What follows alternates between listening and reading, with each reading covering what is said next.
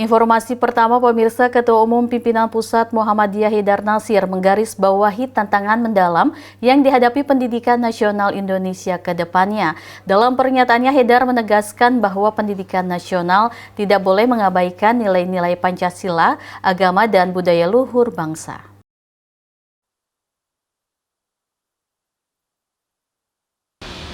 Memperingati Hari Pendidikan Nasional, Ketua Umum Pimpinan Pusat Muhammadiyah mengatakan bahwa pendidikan nasional Indonesia masih belum setara dengan negara-negara lain. Haidar juga menekankan bahwa tugas para perumus kebijakan pendidikan nasional adalah bagaimana meningkatkan kualitas pendidikan hingga mencapai tingkat unggul dan berkelanjutan. Menurut Haidar, proses ini membutuhkan komitmen yang kuat, karena pendidikan merupakan proses jangka panjang dan strategis yang memerlukan konsistensi. Haidar menegaskan pergantian Menteri Pendidikan adalah hal yang biasa, namun menurutnya pentingnya kesinambungan dalam kebijakan pendidikan nasional tidak boleh terganggu. Pada kesempatan yang sama, Haidar Nasir juga menyoroti peran penting sektor swasta dalam pengembangan pendidikan di Indonesia, terutama yang berbasis pada gerakan sosial keagamaan. Haidar menekankan bahwa lembaga-lembaga seperti Muhammadiyah, Nahdlatul Ulama, dan Taman Siswa memiliki sejarah panjang dalam memberi kontribusi yang signifikan bagi pendidikan nasional serta perjuangan kemerdekaan. Kita menyadari bahwa Human Development Index kita masih kalah dibanding negara-negara ASEAN. Daya saing bangsa kita juga masih di bawah negara-negara ASEAN yang lain.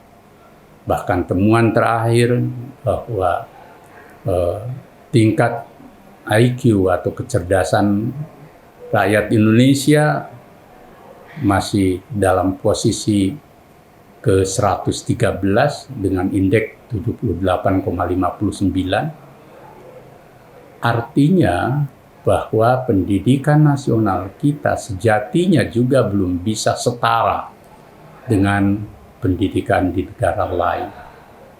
Maka kewajiban utama para perumus kebijakan adalah bagaimana kita meningkatkan kualitas pendidikan nasional ke tingkat yang unggul berkemajuan. Dan ini memerlukan kesungguhan, bukan hanya berhenti pada birokratisasi pendidikan atau mengambil isu-isu pendidikan yang bagus tetapi parsial. Pendidikan adalah proses jangka panjang dan strategi kebijakannya juga harus kontinu. Jangan mengalami patah-patah atau diskontinuitas dari satu fase ke fase berikutnya, dari periode ke periode. Menteri dan pola kebijakan boleh berbeda, tetapi kesinambungan menjadi wajib adanya. Karena pendidikan menyangkut hajat hidup bangsa untuk mencerdaskan kehidupan bangsa. Yang ketiga, pendidikan di Indonesia tidak lepas dari peran swasta, lebih-lebih swasta yang berbasis pada gerakan keagamaan dan kemasyarakatan. Bahkan organisasi keagamaan kemasyarakatan seperti Muhammadiyah, Nahdlatul Ulama, Taman Siswa, ormas-ormas keagamaan lain punya sejarah panjang, baik dalam pendidikan nasional maupun dalam perjuangan kemerdekaan.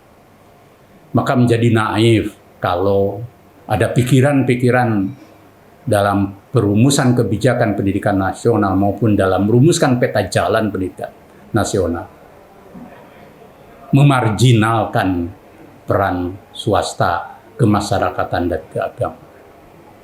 Justru kebijakannya harus integratif dengan tentu proporsional di tempatnya masing-masing.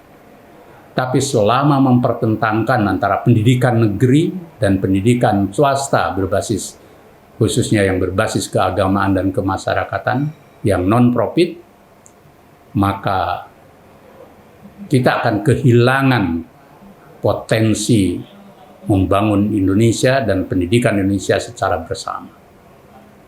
Tetapi Tak hanya menyoroti aspek kebijakan dan struktur pendidikan, Haidar juga mengingatkan pentingnya membangun generasi Indonesia yang memiliki jiwa dan karakter yang kuat. Di samping itu, Haidar menekankan bahwa pendidikan nasional tidak boleh hanya menjadi pabrik yang menghasilkan robot-robot pekerja yang tidak memiliki jiwa dan akal budi. Lebih lanjut, Haidar menegaskan bahwa pendidikan Indonesia harus menghasilkan insan-insan yang kuat dalam religiusitasnya, berakar pada iman dan takwa, dengan akhlak yang mulia, berilmu, mahir dalam penguasaan teknologi, dan memiliki keahlian dalam berbagai bidang. Mereka juga diharapkan menjadi individu yang berjiwa sosial, mampu hidup secara bergotong royong, dan berkontribusi bagi kemajuan masyarakat. Pesan Haidar ini menggarisbawahi pentingnya membangun pendidikan yang holistik, yang tidak hanya mengutamakan aspek akademis dan teknis, tetapi juga menekankan pengembangan jiwa dan karakter yang kokoh bagi generasi penerus bangsa. Qor Ariski memberitakan.